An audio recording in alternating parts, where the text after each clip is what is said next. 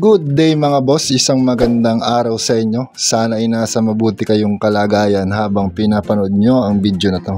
Ngayon nga ay nandito tayo sa Robinsons Antipolo at pauwi tayo ng probinsya ng Samar. Bali pangalawang beses ko na nga pala itong pagsakay dito sa terminal sa Robinsons Antipolo. At dahil maaga pa nga ay naglugaw muna tayo dito para pagmasok pa tayo ay meron naman tayong mailalabas. Bali ang sasakyan nga pala nating bus dito ay Eleville. Sa mga magtatanong kung magkano ang nagastos sa biyahe na to, ay sasabihin ko na lang sa dulo ng video. Kaya sana ay tapusin mo ang video na to at paki-like and share mo na rin.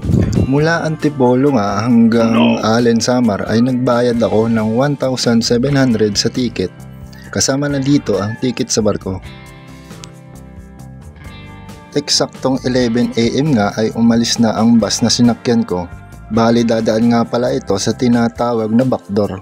Dadaan ito sa Tanay papuntang Laguna, diretso ng Quezon hanggang makarating sa Matnog, Sorsogon. Bali tatagal nga pala ang biyahe na to ng mahigit 24 hours. Depende kung mabilis ang bus at walang aberya sa daan. Dati kasi pag uuwi ako ng probinsya ay doon pa ako sumasakay sa Cubao sa Ali Mall, Araneta Center. Mabuti na lang at meron na ditong malapit sa Robinsons Antipolo. Kaya kung malapit ka lang sa Rizal at uuwi ka sa Samar, pwede ka na ritong sumakay para hindi ka na maipit sa traffic sa Cubao. Lalo na kung bibiyahe ka tuwing peak season o yung buwan ng December. Halos siksikan kasi ang pasero sa mga buwan na yan. Pagdating nga ng Laguna ay bumuhos na ang malakas na ulan. Hindi talaga may iwasan yung mga ganitong pangyayari sa biyahe. Kaunting tip lang mga boss kung kayo ay babiyahe ng malayuan. Kung aircon ang bus na sasakyan nyo ay siguraduhin yung magdala kayo ng jacket dahil malamig sa loob lalo na sa madaling araw. Siguraduhin nyo rin na nasa kondisyon ang inyong mga katawan bago tayo bumiyahe. Magdala ng gamot sa sakit ng tiyan, sa pagtatae. Huwag mo rin kalimutan ang gamot sa sakit ng ulo. Pagdating nga namin dito sa ticketing booth sa Matnog Port ay nakapagbayad pa tayo ng 60 pesos para sa terminal fee. At eksaktong alas 6 na ng umaga ay papasakay na tayo sa barko. Kasama ring sasakay sa barko yung bus na sinakyan natin kanina.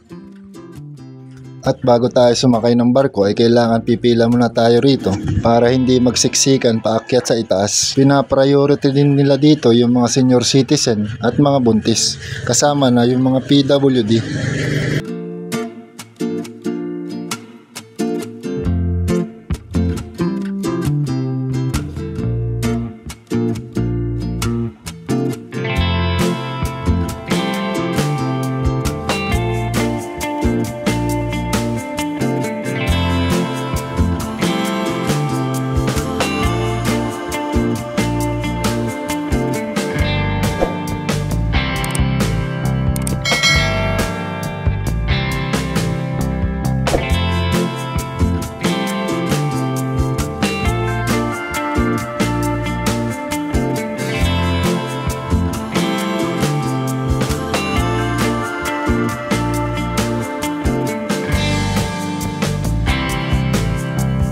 Eksaktong alas 9 ng umaga ay naglayag na ang barko papuntang Allen Port.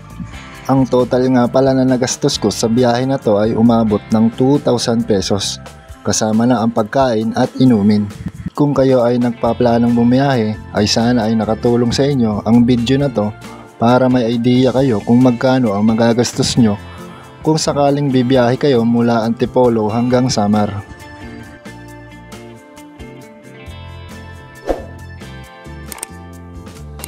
Yun at hanggang dito na lang ang video natin mga boss.